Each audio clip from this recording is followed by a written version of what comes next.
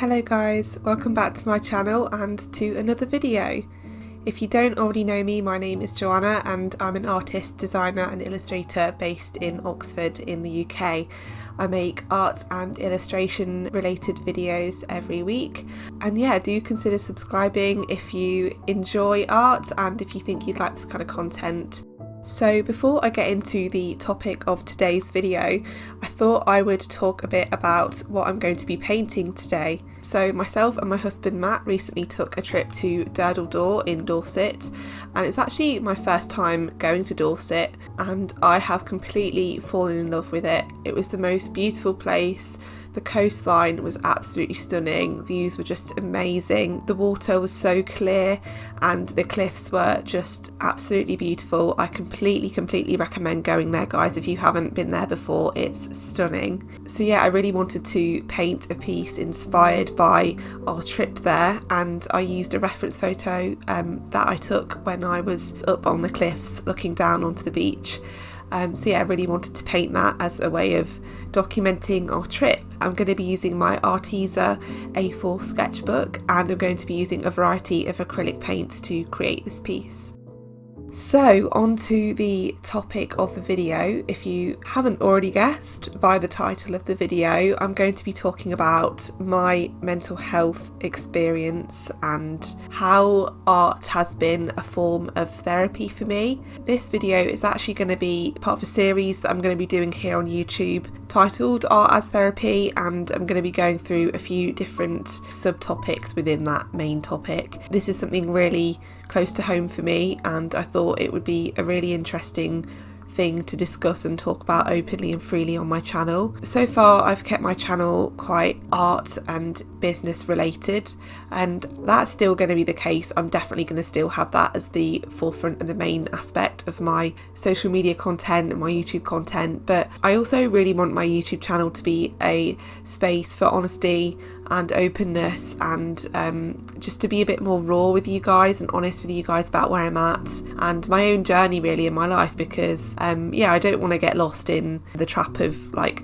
trying to portray my life as perfect or my business as perfect or my art as perfect, because I can tell you now it's 100% not. And I think there's so many people trying to prove something to others and trying to come across as perfect, and that's just the way social media is set out to be. I'm not saying that everyone's like that. There's so much honesty and openness here on the internet, and I absolutely love that. I love being part of that community, but I think also there's a real temptation to like try and show your life as perfect and portray your life as perfect and your art as perfect through that if you're an artist or a small business owner.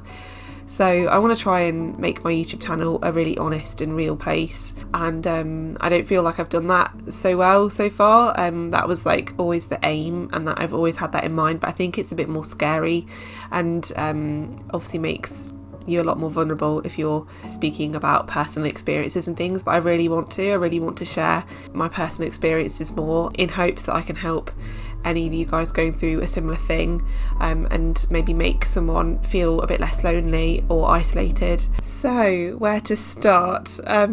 Struggling with mental health has been something that I have experienced for most of my life. At some points in my life it's been really difficult to handle, and other parts it's been quite a minor issue. But yeah, I guess starting with my childhood, I was always quite an anxiously inclined child. I was always quite nervous and quite aware of my surroundings, and wasn't so good at just being free to have fun, and I would often like worry about certain things that a lot of other kids probably wouldn't worry about. It was never really a huge deal, like it was always just something that was in the back of my mind, and it would affect my day-to-day at times, but generally speaking it was fairly under control. And at the time I didn't really understand what it was that I was experiencing, so I think that I managed to sort of go about my childhood fairly normally. I was really fortunate to grow up in a really stable and loving family and household. My parents are wonderful, wonderful people and have always really nurtured me in all areas of my life, but yeah, particularly in my creativity. They've been an amazing support network for me. So yeah, I feel so blessed to have grown up in a lovely family to I guess like support me through the difficult times. But yeah, I don't think I ever really understood what it was that I was experiencing. I know that mental health is something that a lot of my family have struggled with in the past, and it seems to be something that's a bit of a genetic thing for my family, which is unfortunate. But I think I was understood, and when I was anxious as a child, I know that my mum and dad really noticed it and were really supportive and helpful. But yeah, it was never really like a huge issue. It never really like affected me massively until I went to university. So I studied a creative subject at university. I studied printed textiles, for anyone that doesn't know, and I loved my degree until my second year. My second year at university was the hardest year of my life to date. I was incredibly depressed and anxious, and also suffered a lot with obsessive compulsive disorder. I think that's something that I've suffered with for my whole life, but just didn't really realise that I had it, and I still suffer with it now, but nowhere near as bad as I did that year. I think the reason I'm guessing at least the reason I got ill when I went to university was the fact that it was all very overwhelming. There were so many different areas of change and aspects of change in my life all at once, and I think that maybe like the anxious side of me was like, nope, my brain couldn't handle it, and I just went into shutdown mode. I still don't really understand what it was that triggered this episode of really bad mental health, but yeah, it was a really hard year. I was, as I say, incredibly depressed. I could barely get out of bed.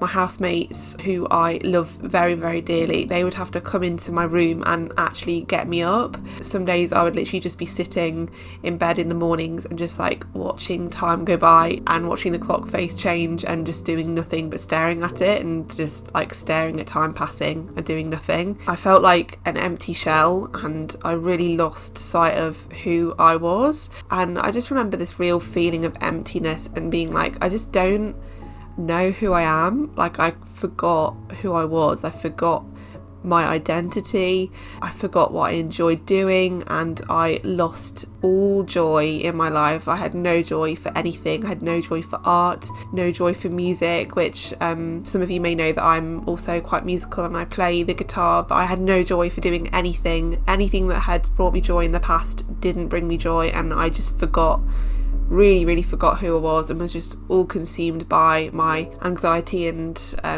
depression. I can't believe I'm sharing this with you guys. It's quite scary and quite vulnerable to share this. Okay, so yeah, I was in a pretty bad way, and I somehow miraculously managed to pull through that year. I truly owe that to my friends and family and to Matt. Me and Matt were actually just dating at the time, and yeah, he really helped me through. But yeah, I somehow managed to pull through that year, somehow managed to survive and actually pass the year. I managed to get a 2-1 that year at university, and I was in a good position to go into my final year.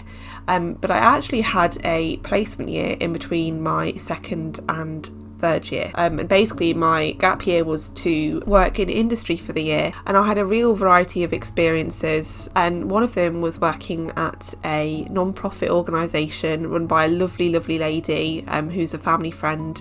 She basically facilitates workshops for people struggling with mental health, and these workshops are art and creativity workshops, like poetry, arts and crafts, and my role was basically to be a workshop facilitator and assistant. So I would host some workshops. I'd be there to help out with any of the art that we were making, to assist the members of the group and just provide support. And I was in a really fragile state at that time, so it's quite funny that I ended up working in an art therapy group. when I really needed the therapy myself. But I remember just seeing the true joy and the true freedom that people experienced through expressing themselves creatively, and seeing their joy and seeing their like fulfillment in creating and making art. And I started to realise like the power of creativity and the power of making art, and what a like life-giving and freeing thing it is. I truly believe there's more to it than just putting pen to paper. I think it's a really unique and special thing, and I think I really saw that in my own journey of mental health and well-being in my mind, and growing to understand myself more and growing to heal through a really difficult time. So yeah, that was a real, I guess, pivotal moment for me in my journey to recovery. And yeah, I started to rediscover my love for art and making art just for art's sake, not making art for university, not making art for any project or to sell, just making art for the pure joy of it and the experience and the process, and how beautiful it is seeing all of the marks that you're putting down coming to life and your ideas coming into fruition. Yeah, that was a kind of like revelation for me, and has definitely shaped who I am now. Over that year I really grew, and was able to begin functioning again and begin living a healthier life, and I had a much healthier thought life and a much healthier mental state. Pretty much by the end of that year was fully recovered miraculously, and I don't really know exactly what point I was fully recovered, but I suddenly enjoyed things again. I suddenly enjoyed making and creating and playing games again, because I'm a massive lover of like board games and computer games and stuff, and I just really started to enjoy stuff again, started making music again, and then did my final year at uni. That was a really hard year, but I feel like your final year at uni is always really hard. It wasn't hard as such in the same way as it had been in my second year, and since then my mental health has been much more manageable and much better, and I've been in a much healthier state of mind. I still suffer with mental health issues to this day. I still have periods of anxiety and low moods, but I am so much better than I was, and I have much more freedom in my life. I think the battle that I'm facing at the moment is trying to rediscover the love of the process of making, and not stressing so much about the outcome, because I think since starting my own business I've been so focused on the numbers and my Instagram feed and how my work looks and like my style, and does my work look cohesive, and I think within that I've kind of lost a little bit of my creative voice, and I've kind of lost what it is that I really want to achieve through my art, what it is that I really want to say through it. And I do like resonate with my artwork, but I think I could resonate with it more, and I'm really excited to experiment more and to create work that I'm not super worried about like the outcome with. I just want to create work that I really enjoy the process making, and I'm really excited to see myself revisit this and I guess like rediscover this, because I feel like that aspect of healing for me has kind of like got lost in the busyness and chaos of running a small business. So I really want to make sure that I'm still pursuing that experience and that creative expression of like focusing in on the process and not the end result so much. I hope this is making sense. I feel like I've said quite a lot in quite a short space of time, but I really hope you guys have enjoyed this video. I'm going to be, as I say, making this into a series here on my YouTube channel. It's going to be titled Art as Therapy, and next time I'm going to be sharing more about focusing in on the process and the journey of creating a piece of art over worrying and stressing about the final piece, the finished piece of work. So I'm going to be talking about that in the next episode, and I'm going to continue this series on. If there's anything in particular you'd like me to touch on in this series, then please make suggestions below in the comments. I'd love to hear from you. I'd love to hear your own experiences with art as therapy and any of your mental health experiences that you feel like you'd like to share. I'd love to hear part of your journey too. And yeah, I'm sending you guys loads of love. As I say, I really hope you've enjoyed this video, and I hope you guys are looking forward to a bit more open and personal content here on my YouTube channel. And yeah, if you enjoyed this video, please do subscribe and like this video. It really helps me and my small business out. And yeah, I'll see you guys next Monday for another video. Bye!